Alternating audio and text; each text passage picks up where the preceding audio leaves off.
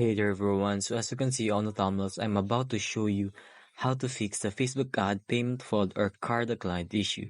Make it sure to watch until the end, so without further ado, let's get started. Alright, so open the ads manager. So first thing first, you need to check the payment method. Look for your active card or payment method. If the card shows declined or failed, that's the problem. Alright, so secondly, you can also add a new payment method.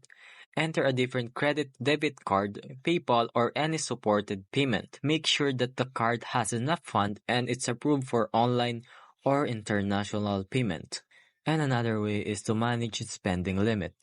If you have a spending limit set too low, your ads will stop even if your payment is fine. Increase or remove the limit if needed. And once the payment is fixed, go back to your ads manager and check your ad status. If it was paused, tap to activate it again. So that's it. Now you know how to fix your Facebook ad payment failed or card declined. Thanks for watching and I'll see you next time.